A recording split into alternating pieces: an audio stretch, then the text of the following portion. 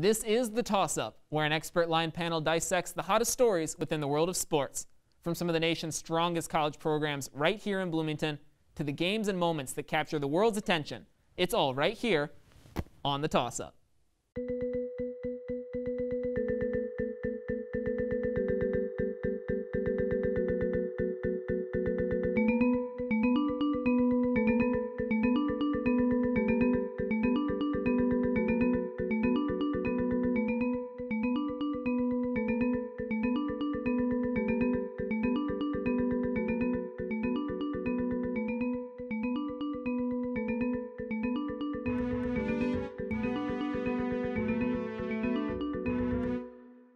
I want to start off today with a little story, a personal anecdote, you might say.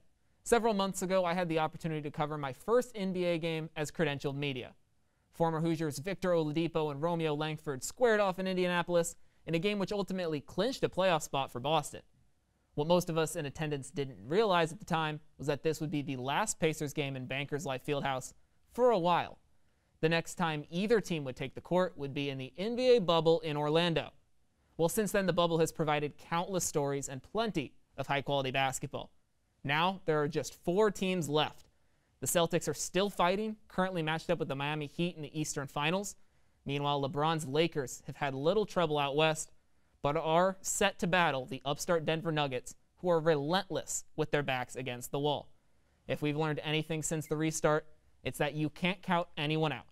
So, we're here to break down everything you need to know about the playoffs so far and what lies ahead. Hello, everybody, and welcome to The Toss-Up.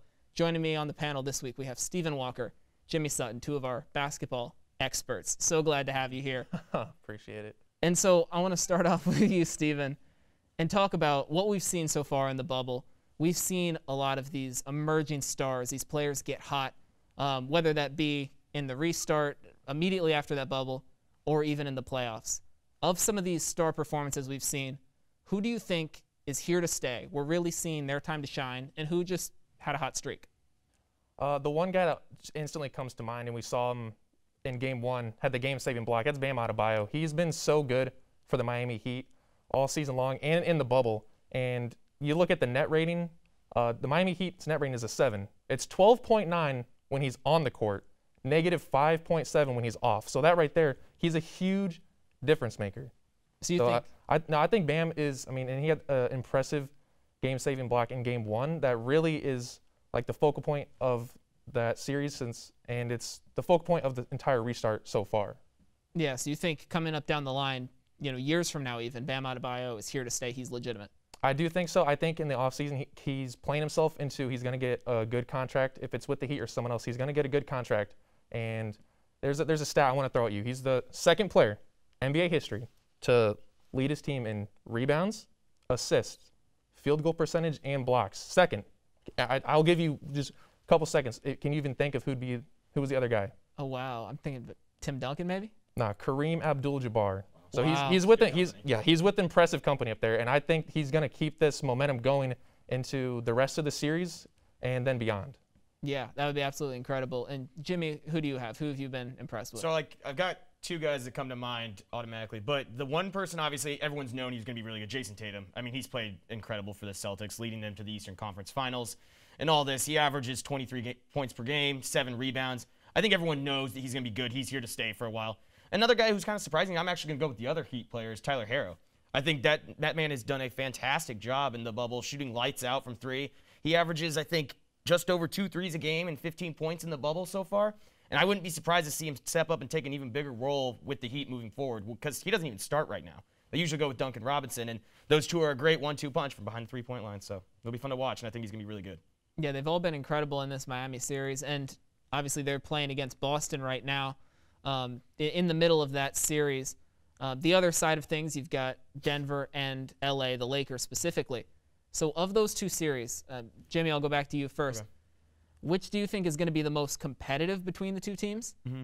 And which one do you think is going to be the most fun to watch? They can be the same matchup. They could be different. I think they're the same. I think it's the Heat and the Celtics matchup. I think who would have saw the Heat in the Eastern Conference? Who would have thought that we would see the Heat in the Eastern Conference Finals? Nobody, right? And Jimmy Butler has done phenomenal. Bam, Tyler Hero. I've already mentioned multiple Heat players' names because that's how well they've done in this bubble and in the playoffs. And I think this matchup against the Celtics, people saw the Celtics that were going to be here. So I don't think many people are that surprised by that one. I mean, at least I expected them to make it this far. But I think that matchup is going to be a lot of fun to watch, watching Jimmy Butler go at it with Jason Tatum, going back and forth. I think that's going to be a lot of fun. And I also think it's going to be the most competitive. Honestly, I think the Lakers are going to win pretty quick against the Nuggets. That's my opinion. But I think the Heat and Celtics, I wouldn't be surprised to see that go to 7 games. Yeah, Steven, what do you think? I agree. I'm with you on half because I do think that the Celtics and the Heat, they're going to have the most competitive series. We saw it in Game 1 in the overtime victory for Miami. And Miami in that game, they were down double digits in the second half. They battled back to force overtime, led by, Jimmy Butler made a big shot. Tyler Hero's hitting some shots. But I do think the most fun series as a basketball fan, I think it's going to be the Lakers and the Nuggets because the Nuggets have fought back-to-back 3-1 deficits. First team that's ever done that. And now you're going up against LeBron James. And the Lakers so far have just kind of ran through their opponents. They lost the first game in both series, but then got the gentleman sweep the rest of the way. I think you finally have a matchup. You have Jokic, who can actually play good defense on AD, and he's a great scorer. And then you have Jamal Murray, who's having a fantastic postseason. I think that's going to be a lot of fun to see how LeBron and AD and Jamal Murray and Jokic, how the 1-2 punch for each team combats each other. Yeah, for sure. Don't get me wrong. I would love for it to go to 7 games. I would love to see the Nuggets go down 3-1 again and then come back and win. I think that would be awesome. That'd be hilarious to see that happen 3 times in a row. It would be, but yeah. So that's why the Heat Celtics is most competitive. But I do think it's gonna be a very fun series. Both series will be fun. But I mean, this is great for basketball fans. Oh yeah, it's awesome. Oh yeah, that'd be incredible. I do personally. I think that Miami and Boston. I think that's going 7 games. I don't know who wins. I don't really care. I just think that's going to be so much fun basketball to watch throughout that series. But I'm going to side with Steven on this. I think watching not only the Jokic AD battle, but fourth quarter clutch moments, Jamal Murray and LeBron James just exchanging buckets up the floor. I think that's going to be so much fun, no matter how many games that is. It's going to be exciting. Yeah. And speaking of LeBron, I mean, this man is. Since I think 2010, he's only not made the conference, or not only made the NBA Finals once, and that was last year when his Lakers squad just didn't make the playoffs altogether. He does not lose in any round of the playoffs that isn't the finals. Do you think that anyone is stopping playoff LeBron, Steven? I don't know if there's a team that can stop him. Right now, the Lakers, they are so good right now. And it's going to be really hard for the Denver Nuggets to beat them because they have probably the best 1-2 punch in the NBA with LeBron and AD. So even if LeBron's not going, well, then they have Anthony Davis. I do think a player that can rival him in the playoffs is Jokic, and we saw him against the Clippers in Game 7, win or go home. He had a triple-double through 3 quarters. So I think from a one-on-one standpoint, Jokic can kind of challenge LeBron as the best player in the series. But I just don't see any other player challenging him, and I don't know if the Nuggets have what it takes to beat the Lakers in this series. Yeah, Jimmy, what do you think? Is LeBron sort of unstoppable at this point until you get there? I mean, as much as I hate to say it, he is. Like, he's incredible. He's so much fun to watch. He's so good at the game of basketball. I mean, we just saw, I don't know if you guys saw it. I saw it on Twitter the other day. He's made 16 All-NBA teams. That's All-NBA teams. That's crazy. Like, no one's ever done that before. It's just his dominance in the past 10, 15 years has been incredible. And I really think, I mean, kind of like what you were saying, Jokic probably will be his biggest competitor in his biggest competition. But I don't think there's enough there for them to actually take down the Lakers. And then same thing, whoever they match up against in the finals, whether it's the Heat or the Celtics, I don't think either team has enough. I really think that LeBron is going to dominate these last 2 series. Yeah, and I mean, the craziest part that I'm thinking of is that LeBron James is now in his upper 30s and hasn't really shown these signs of drop-offs. And, I mean, he's had a little bit of rest coming up from that bubble, but still, I mean, I don't know where you all think you're going to be in 15, 20 years, but it's not going to be in the NBA Finals. I could say that for myself at the very least. I don't know. I can't speak to you, Steven. It definitely won't be, and I don't think I'll be anywhere near the physical, athletic level that LeBron's at. He's just a freak of nature. Father Time is undefeated, except for right now. LeBron's challenging Father Time right now. I don't know how much longer he can go, but he looks like he's looked for the past 10 years. I mean, the dude's probably still going to be in the league when his son Bronny comes in the league. And I honestly think that's what he's waiting for. He's waiting for his son. He might give it one run, and then he might say, I've done enough. That's what I think so too. So really what I'm hearing is the NBA Finals isn't the matchup that we care about. It's LeBron James versus just Father Time. Just to see who left. Yeah, exactly. LeBron's, he's Uncle Drew in like 50 years. That's just crazy. Pretty much. Yeah. But going back to the NBA Finals, the second most interesting matchup, I guess, that we have going on. Steven, I'm going to start with you. I want you to make your predictions. Put it on the books right now as we wrap up this first part of the show. Who is going to be the champion? Who do they beat? And what number of games? So in the East, I do think this is like a dream season for the Miami Heat. No one expected them to be where they're at, especially going against Giannis and the Bucks. Everyone, I think, chalked that up as maybe a 5-6 game series for the Bucks, and they won in 5. I do think they're going to win. They had a very competitive game 1, and Boston, I don't know how they're even. Some players are still walking. They played so many minutes against the Raptors. They have to be exhausted. So I do think the Heat are going to win that, and I don't think the Nuggets have what it takes to beat the Lakers. They're also exhausted, back-to-back 3-1 deficits overcome. So I think it's going to be Lakers, Heat. And in that one, I think the Heat do match up well inside. They do have good paint defense, but I do think the Lakers are going to win this NBA Finals. I'm going to say, I want to say 6, make it a little more competitive. But I do think it's going to be 5, gentlemen's sweep, like they've done so far in the first 2 series. So I think Lakers over the Heat in 5. Lakers over the Heat in 5. All right, Jimmy, how close are you on that? Yeah, so I'm going to take the Lakers out west. In the East, I kind of like you were saying, like it would be awesome, great story for the Heat to make it to the finals. I think that'd be super cool, but I don't think it's going to happen. I think the Celtics are going to win in 6 or 7 games maybe. I think they just have more assets on their team that they can come out on top. So I got Celtics and Lakers in the finals. I'll take the Lakers in 6 games to win it. Lakers in 6. I have to say, that would be Lakers and Celtics again. That'd be so exciting for the sport. So if that happens, I'm not upset. Yeah. Oh, yeah, those 2 major market teams would be great. Now, for the sake of being different, I'm going to make my own picks. Okay. And please. Yeah, this is going to go so poorly for me because I'm doing this to be different. But I just think it would be absolutely incredible to watch the Denver Nuggets somehow pull this out. Maybe go down 3-1 in every series, including the finals, where they come back to beat the Miami Heat. So that is going to be my officially unofficial picks that I just made up on the spot. I'm with you. It'd be fun to see it happen. I would love to see it happen. There we go. You can't see it, but I'm smiling under the mask. Love to hear it. All right, so that's going to do it for this first section of our show. But coming up after the break, we are going to look a little bit beyond the NBA Finals just this year, look into the draft and some of the teams of the future. So make sure you stick with us.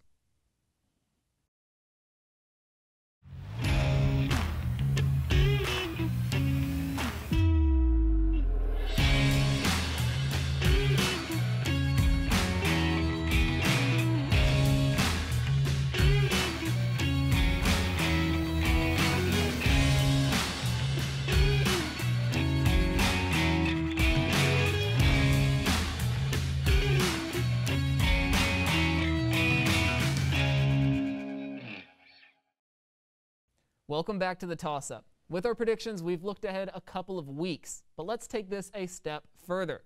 The NBA draft is coming up in October, and then the new season is likely to tip off in December. So we're back to talk 2021 NBA basketball. So, Steven, Jimmy, I'm going to start with you, Steven, because I want to talk about the immediate future, this next season. 2021 basketball, who are we looking at as the powerhouses of the NBA? I think so. Besides who we have right now in the playoffs, the 4 teams, I think one of the best teams will be the Clippers because they have to come out and prove that this can work with Kawhi and PG because it didn't work against the Nuggets. So I think they're going to come out, and if Doc Rivers doesn't get fired, if they don't make the conference finals next year, I don't think there's any way he can stay. So I think they're going to be playing with their hair on fire. They need to come out and have a strong season. Besides them, I'm looking at 2 teams: the Nets because they're going to get KD back. Kyrie's going to be there. Right now they have Karis LeVert as a strong third option, and they competed with the Raptors in the first round pretty well without their stars. So they're a scrappy team, and then when they get their all-stars back, I think they're going to be fantastic in the East. And the other team I'm looking at is blanked on the team. Why don't you my bad. Why don't you pass this on? We'll go over to Jimmy. I got it. My bad. My bad, everybody. The Warriors. I don't know how I forgot about the Warriors because they're Steph's going to be back. Clay's going to be back. Right now they have the second pick in the draft, so they can add a great draft pick there, and they've always been good. They don't have KD anymore, but I mean, with Steph and Clay as your 1-2 punch, they're going to be strong out in the West. So there's 2 teams emerging, I think, in both conferences. Yeah, Steph, Clay, the number 2 draft pick, and not to mention they also have Wiggins and still Draymond Green, who's won a few titles with them. If you didn't say the Warriors, I was going to.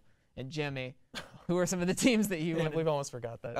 I mean, honestly, you brought up some great points. Can I say the Pacers just because I'm a fan? You sure can. Go for it. No, I mean, I think the Pacers will do just fine next year once they're healthy and everything. But yeah, I think you brought it up. The Nets, they are going to be really good once. I think Karis LeVert is awesome. So much fun to watch. They get KD, they get Kyrie. Once they put all those parts together, I think they could actually be a really big powerhouse. And I mean, I guess they don't really count, but the Miami Heat, I mean, they're in the Eastern Conference Finals. But I wouldn't be surprised to see them keep going up and keep doing this for the next couple of years as long as they can keep everybody and pay everybody. And I think they should try to do that because they have a great team right now. Yeah, they have a great team, ton of great players. And on some of those players, which of those next season, Jimmy, do you think have the most to prove? Not only on the Heat, but just players we've seen in this restart who have stepped up, or players who maybe had a down year and need to sort of reestablish themselves. Okay, I think actually Steven and I were talking about this. TJ Warren he's got something to prove. I mean, he did a fantastic time in the bubble. He was really good. We saw that. I think he made the first All-NBA bubble team or something like that. But he's got to prove he can keep it up. He's got to prove that it's not just a fluke. And he's got to, next season for the Pacers, he's got to go out there and he's got to do that again. He's got to average over 20 points per game. He's got to have 6 or 7 assists per game to go along with that. And I'll be curious to see how he does that when Domantas Sabonis and Victor Oladipo are fully healthy and if they're playing with him. So I think that's one guy that comes to mind. Just anybody else who had, like Jamal Murray, he's got to keep it up too. And we'll see if he can do that next season too. But I think he will. I think he has the ability to do that, and he's got the team to do it. So I don't know. Those 2 guys that come to mind right away. I'm sure there's more, but. Yeah, I mean, Jamal Murray's been looking like an MVP candidate at this rate. For sure. He's on fire. Mm-hmm. Yeah. Steven, who do you think are some players that need to prove themselves? I do like TJ because he just kind of fell off in the Heat series, so he does have to come out. I said it with the Clippers, how the team needs to come out next year. Paul George. Yeah. So far, we've seen when he was in Indiana in the postseason, they blamed Roy Hibbert for problems against the Heat. Mm-hmm. When he was on the Thunder, who they blamed? Russell Westbrook. And now they're blaming Doc Rivers. He had 10 points in Game 7 to stop the 3-1 comeback from happening. 10 points. And did you see the three-pointer that banked off the side of the backboard? Pandemic P. He needs to come out. So does Kawhi Leonard because he fell off in Game 7. But Paul George needs to come out next season. He needs to have a strong season, especially if he wants to make a run at the Western Conference Finals or the NBA Finals. And I know he said this wasn't a championship year or bust, championship or bust year for us. I don't see how that's a thing. When he came to the Clippers, he said our goal is to win a championship. Mm-hmm. He needs to come out next year. He needs to get back to what he was doing when he was, earlier in his career, and what we've seen him do many times. He needs to play at the level we know he can play at. Yeah, and you mentioned. I really like that answer. That's a good answer because he has a lot to prove. He does, and you mentioned Kawhi Leonard. Kawhi has at least shown that he knows how to win a title. He won it with the Raptors, and he lifted that team on his shoulders. And Paul George has failed to do that several times. So definitely a player to watch out for next season. Mm-hmm. But now looking at some of these less experienced, well, actually not at all experienced players, I want to look at the NBA draft coming up in October. Steven, there's got to be a ton of good players who have a shot of coming into the league. Obviously, this class may not be as strong as the last one with Zion and Ja and that whole group. But if you are a GM and you're scouting out some of these players that you need to make a difference on your team now or immediately in the future, which players are you going to? Well, obviously, I mean, there's the big 3 who are probably going to go 1, 2, 3, and that's Anthony Edwards, that's LaMelo Ball, that's James Wiseman. If you're the first 3 teams, I think that's where they're going. So beyond there, one player I'm looking at is Precious Achiuwa from Memphis. Hopefully I got that name right, but when James Wiseman was out for the rest of the season, when he got suspended for a little bit and then he chose to just focus on the draft, I mean, he had to step up and play with a young team and kind of lead that Memphis team. And he can do it on both ends of the floor, score a lot of points, he can rebound, and he plays some strong defense. So if you're kind of like 10, 11, 12, somewhere right there in the middle, that's a guy that you can look at and say he might not be the number 1 rookie, but this could be someone we could build our team around going forward the next couple years in the NBA. Yeah, I think that would be an absolutely great pick. Jimmy, who do you have outside of that big 3 as well? So I've got a guy, I don't know how much people have heard about him. He's from France. His name's Killian Hayes. I think he's projected to go around number 7. He's got the size. He's 6'5", and he's a point guard. I mean, obviously that's huge in the NBA today. If you're big and you can handle the ball like that. So he's got the size. He can handle the ball. He can shoot it. His weaknesses where he's going to struggle a little bit is I've seen some film of him. His defense and his overall strength is not exactly where scouts want it to be. But I really think if he goes to the right team, he could really excel in this league, being 6'5" and being a point guard like that. Yeah, I think he's another one to watch. And I really like Obi Toppin, too, from Dayton. Yeah, I think of both course. those guys are really important. I think they might go a little bit like around like 8-9 range, but I think they both could be really good. Yeah, Hayes is a good pick because him and Anthony Edwards are the same size. They're both some big guards, and yeah, I don't think a lot of people are giving Hayes credit. That's a good pick. Yeah, and now looking a little bit outside of the lottery, there's going to be some value picks down the line. I mean, we've seen just this year, coming from an Indiana Hoosiers perspective, Juwan Morgan goes to the NBA draft, goes undrafted, and then is ultimately starting a playoff game for the Utah Jazz. So I'm not asking you to lock down someone who's going to do exactly that. That's such a rare story. But some of these picks that might be falling down into the second round, maybe guys who won't get drafted, who could work their way into the league. Jimmy, who are some of these deep sleepers that you would have in the draft? Yeah, so one that comes to mind for me, and I didn't even realize this until today when I looked up a mock draft, but Marcus Howard from Marquette. His biggest problem why he's fallen so far, he's projected to go like number 57, and some mock drafts don't even have him getting drafted. So I just remember watching him play ball in college, and that dude is incredible. He averaged 27, almost 28 points his senior year. His whole college career, he averaged 22. So, I mean, I think he's really good, and I mean, he's only 5'9". I think he weighs like 185 pounds. So that's where, like, that's why he's fallen so much is because he's small. But, I mean, look, we've seen Yogi Ferrell. Look at him. No one thought he was going to be in the NBA, and he's still playing, and he's, what, 5'10", 5'11"? So, I mean, I wouldn't be surprised to see him play. I think he could do really well. I think he could change a whole team. Yeah. Steven, what about you? Some sleeper picks? I'm gonna stick on the same kind of the smaller type of guard. I'm gonna go Peyton Pritchard out of Oregon because this is a guy he's a 4-year senior and he's proven himself a winner at Oregon in the Pac-12, which has been pretty good for basketball. But his senior year he had highs in assists and points. He can shoot really well, over 40% from 3-point range, and he's a great passer. He's got a high basketball IQ.